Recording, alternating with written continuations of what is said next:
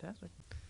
Hi, good evening. My name is Zane Judd. I'll be the moderator for tonight's Treasury debate. I'm currently a graduate student at Bradley University pursuing a degree in nonprofit leadership. I also graduated from the same university last May with degrees in political science and history. And if I could each of you introduce yourselves, we'll have about 90 seconds each for introductions. We'll go ahead and start with you. Okay. My name is Stephen Morris.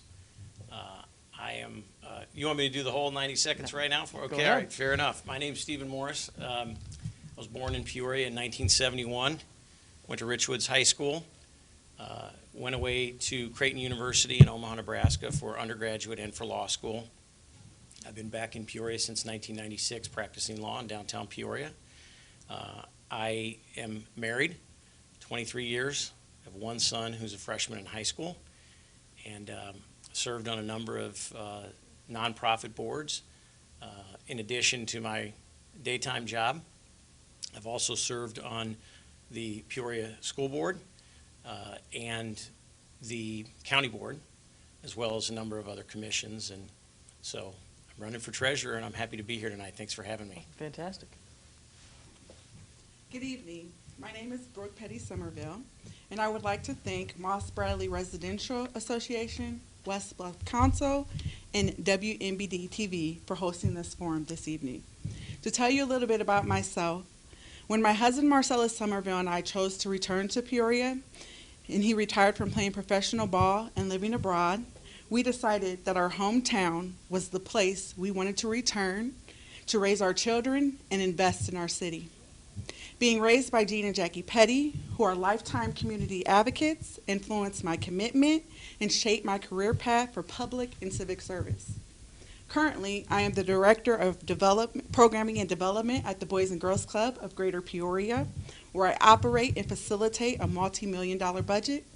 My knowledge in state and federal reporting systems and my experience in the county clerks and the Secretary of State's offices have prepared me to be proficient, responsive, responsible, and transparent as your next Peoria City Treasurer. Awesome. Thank you guys so much. So for some basic rules of the debate tonight, you'll have about 60 seconds to answer questions. We're going to head and alternate back and forth. Please do try not to interrupt each other, of course. Keep it as civil as possible. The questions tonight are going to be pertaining to your role, should you be elected to city treasurer, as well as just some personal leadership aspirations that you have for yourselves. So Ms. Somerville, we'll go ahead and start with you with the first question tonight. Please just take a moment and explain what you believe the responsibilities of city treasurer are. Well, as the city treasurer, there also is the township collector as well as the city collector. So we're responsible for collecting all fines, fees, and taxes. That is our main and primary job in the treasurer's office. And to you, sir? Yeah, so the city treasurer statutorily is a receive, record, and report. Those are various fines, taxes, fees, but I believe that the treasurer's office should be so much more than receive, record, and report. I think that the treasurer's office should be an advocate for the taxpayers. The treasurer's office should be a watchdog for the taxpayers to let the citizens know where their money's going and how much short they are between what the city council spends and what the fee receipts are through that office. Awesome, fantastic. And to you, Mr. Morris, the second question. Why are you running for city treasurer? Well, I touched on it a little bit just a second ago. The treasurer's office is not a policy-making office. That's for the mayor, that's for the city council. But the treasurer's office for far too long has been receive, record, and report. And what it really needs to be is an advocate for the taxpayers. The taxpayers need to know that the city of Peoria is hundreds of millions of dollars in debt, and they don't have a plan on how to pay for it. They have told us repeatedly that they haven't raised our property taxes, but yet in the last 4 years they've really doubled our property taxes. They've just called it something other than property taxes with all these new fines, fees, and charges. So the city of Peoria is in tremendous financial trouble, and anyone who thinks otherwise is in denial or simply not telling the truth. So that office needs to be more than receive, record, and report. And his response, Mrs. Somerville, why are you running for city treasurer?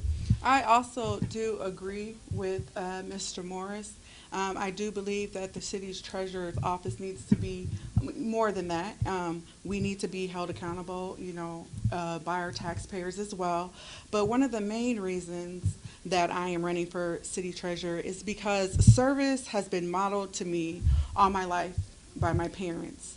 And daily working at the Boys and Girls Club of Greater Peoria, I teach the children about the possibilities and the endless possibilities. So that was one of the reasons I was compelled to run for this office, to show them that anything is possible if you put your mind to it. The impossible can become possible. Fantastic. And you both mentioned aspects of accountability for this position. Yes. Mrs. Somerville, to you first. What would be a way you could hold the office accountable to show and demonstrate to the citizens that the office can be held accountable? Well, basically through the online system as well, where the taxpayers, our citizens, will be able to log on and fully understand the financial reports, the budgets that are listed on the site. I want them to be able to understand it. I want a better checks and balances system. I want to collaborate more to help with our cost savings and to help our taxpayers save with their dollars as well. So I want the whole office to be accountable. I'm going to hold myself accountable just like I'm going to hold the office accountable. And that's what I plan to do once I become. And Mr. Morris, the same question to you. Yeah, so I'll give you one quick example. I agree with her that transparency is extremely important. I agree that the level of information that's being pushed out by that office is not very good right now. It's not very detailed, it's not very often, it's not very in-depth. One of the things that I would do immediately is when you get your property tax bill and you flip that bill over on the back, it says mail your check to either the township collector or mail your check to the county treasurer. The county treasurer is the repository of that money. So there is absolutely no sense, no reason, no logic in mailing the money to the city treasurer so that the city treasurer then can wire the money over to the county collector, to the county treasurer. I would immediately ask that that property tax bill be changed. Stop the duplication. That's just step one. Step two is I would lead by example. I would not take a salary, I would not take benefits, and I would not take a pension from that job. And I would save the taxpayers by doing that in excess of $100,000 a year. Awesome. Thank you for those answers there. Mr. Morris, to you. Before I touch this a little bit, but why should voters elect you specifically? Well, listen, I've run for public office before. I've won sometimes, and I've lost sometimes. But I believe that it's our civic duty to vote. It's our civic duty to be involved. And I'm doing this because I think there are a number of opportunities in that office. There are a number of things that my experience level can bring.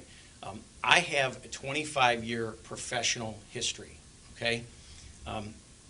In this community. I'm a successful businessman, run a small firm for years successfully, but I also have 12 years of voting. I have a proven voting record between serving on the sanitary district, between being the chairman of the landfill committee, serving on the county board as the vice chairman, twice elected unanimously by my peers. I have a proven voting record. So when I was on the county board, I led the charge to kick us out of the state pension system. And I would lead by example. Awesome, thank you. Mrs. Somerville, why should voters elect you specifically? I believe voters should elect me because of my experience, my background with working and with a multi-million-dollar budget, my track record, my work ethic, my dedication, determination. I will be a full-time treasurer. I am going to resign from my position at the Boys and Girls Club of Greater Peoria if I'm elected, and I will be a full-time treasurer and dedicate all of my time to that office to make sure that it's the best it possibly can be, we're accessible, and our customer service is top-notch. Thank you. Mrs. Somerville, the next question is to you first. What do you see as Peoria's biggest challenge in the next 4 years? Peoria's biggest challenge in the next 4 years, to me, living abroad has given me the opportunity to see a lot of different things. a lot of different aspects of politics and government. And some of the biggest things that I have noticed is how well different countries and places that I have been collaborate with one another. And I think that sometimes in Peoria we lack that skill. We're scared of collaboration. And that's something that I feel that I would push for, because we all have a unique set of skills. And when we put it together, we can become one mighty city. Mr. Morse, the same question to you. What do you see as Peoria's #1 challenge in the next 4 years? Pensions, public pensions. We're being crushed by public pensions. And it's very convenient and easy to blame Springfield. But Springfield is not the whole part of the problem, okay? They're not all the problem, they're part of the problem. Part of the problem is what's going in the pipeline on the front side of that. We have to get our pension obligations under control. It's currently $315 million. That's not for people moving forward. That's for people in the past. We're being crushed by public pensions, and if we don't get it under control, there's not going to be anybody left in the city of Peoria. We cannot tax our way out of this. We cannot fine our way out of this. We cannot generate enough revenue. In 2005, since 2005, we've tripled the amount we owe towards public pensions in Peoria, and we've doubled the amount we're paying towards it. We cannot tax our way out of it. Thank you. Another question here. You both sort of mentioned aspects of collaboration, working with others here. Mr. Morse, we'll start with you. What do you think specifically would be an office, a area of government, a sector where you would collaborate the most with if you were to be elected? County treasurer, period. I have 10 years, 9.5 years on the county board. I would bring an unprecedented level of cooperation between the city and the county. I was chairman of the Metro Peoria Committee, which was in charge of trying to find efficiencies between those two governments. Back to my earlier point, there's absolutely no reason why the township collector is receiving property tax receipts. I would work immediately to change that, and I would work with the treasurer in trying to figure out ways to avoid duplication other than just that area, but that'd be the first thing I would do. I would work well with the county, and frankly with the city council too. I mean, I know all of them in some capacity or another, and I look forward to working with them. And Mrs. Somerville, where do you see the biggest area of collaboration with the Treasury Department? I feel like we should collaborate all across the board within the city, well, whether it's the county auditor, the county clerk, the city clerk, the city, auditor, all of that. I think the city manager, the mayor, the council members, all of that, we need to come together and collaborate, put, our heads together. And I think that's something that we truly do lack. And I think that to bridge that gap, the collaboration has to be open between the city, the county, the township, all of that. We need to collaborate all across the board. Fantastic. And for the role specifically, Ms. Somerville, we'll start with you here. Do you have detailed plans for balancing the budget? And if so, what would those plans be? Well, I'm not going to sit up here and go into detail with that, because I'm the person and the type of leader that first would like to go into the office and fully assess the situation, fully get to know all of my employees that I'm working with, all of their jobs and duties, as well as mine. So until I had a better understanding of all of that, all of the reports, all of the budgets for years and years, I would first have to have that done. I would first have to assess the full situation before I sit here and tell you what I plan on going into that office and doing. Because I'm a firm believer of, if it's not broke, don't fix it. We can always improve and make things better. And that's what I'm here to tell you I will do as your next city treasurer. Mr. Moore, same question to you. Do you have any detailed plans for balancing the budget? And if so, what would those plans be? Well, I think that's a fair question, but I would try to stay in my lane, right? And if I'm the treasurer, my lane is not telling the city council what the budget should be. Now, I would be responsible to the budget of the treasurer's office, for sure, but that is a tiny little fraction of the overall city budget. What I would do is simply make the council members, and more importantly, the citizens and taxpayers of Peoria aware of how much revenue is coming in, and how much revenue is going out. And I can assure you that those lines there's a problem with those lines. They've crossed, and they're not getting better. So we can all pretend like it's not a problem, and I know that some of the things I've said in my campaign have ruffled some feathers with the current city leaders. I know that. But that means that I'm onto something, right? I'm doing my job, and I'm onto something. We have a crushing public pension debt, and it is going to destroy the city if we can't get it under control. So is it my job to tell the council the pension? No. Sorry about that. Stop sign, continue sorry. your thought. Go ahead. It's not my job to tell the council how to spend the money, but it's going to be my job to tell the citizens where the money's coming from and where the money's going, and I'm going to do it loudly.